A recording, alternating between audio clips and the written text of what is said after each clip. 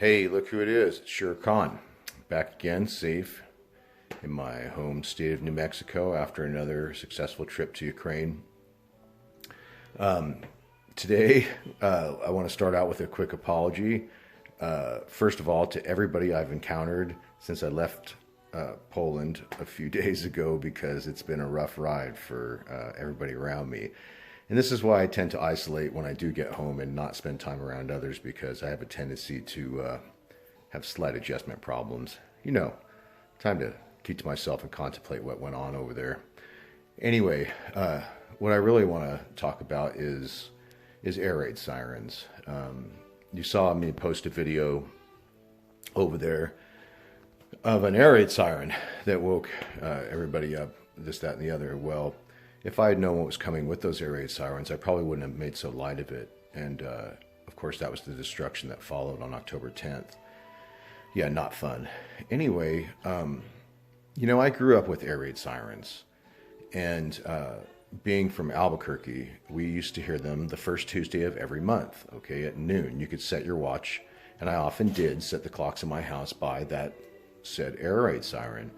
And what it was to alert the people of Albuquerque, since we lived so close to an Air Force base, an important Air Force base back in those days, that there may be some type of air raid or nuclear catastrophe was more likely the idea.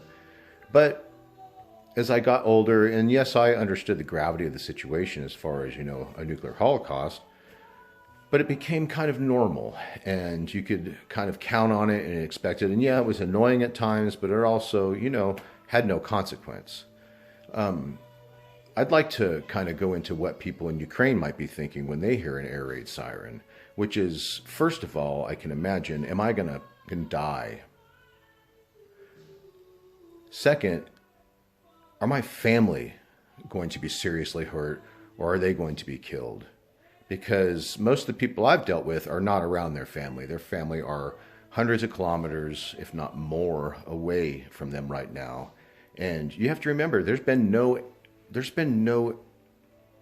air travel in Ukraine since this all started. Okay, so for over 200 days, you haven't had the option just to jump on a Southwest flight and go get your family and get them out. No, you have to risk going to places, okay, and getting them out, or pray to God when they do leave places like, say, Zaporizhia a few weeks ago, they don't get shelled or destroyed by the Russians for trying to leave. Yeah, 26 civilians killed. No one talks about that. Okay, so when, again, I hear these air raid sirens, you don't hear these other stories. You don't hear these other questions that they have, like, okay, do I have to go to Zaporizhia and force my family to come with me because they don't want to leave? Because that's home, because they're scared for whatever reason. Okay? It's not as simple as we think it is based on our news over here in the West. It's just not that simple. Okay? The last question I think that I'd like to talk about, probably, and there's probably gazillions of questions I can't understand. I'm from America. Okay? I'm from the United States. And I have a completely different outlook based on my experience. I've been in war all over the planet. Okay, I've traveled all over the planet, but I still cannot understand it because it's not my culture. It's not my experience. It's my heritage, but I haven't grown up over there. I cannot put my 2 cents in and expect to be valid. But think about it. Everyone over there asks the same question.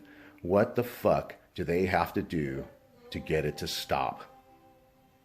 Who do they have to beg, who do they have to ask, or who do they have to kill to get the Russians out of their country and to stop this senseless genocide against their people? So I know today was a little heavy. I'm kind of moody from the international flight and from a few other things. But look, the biggest thing is, please don't forget about them. I know Ukraine may be second page news a lot of times, but just think about them, pray for them, do whatever it is, keep them in your mind, and give when you can, because there's so much more that needs to be done. Thank you for bearing with me today. I love you all, and thank you especially to the Albany Fire Department and the personnel there that got together all that fantastic equipment for me to take over with me. It was a big hit. Thank you, thank you, Thank you. Please, I'm going back as soon as I can until the war's over. I love you and peace.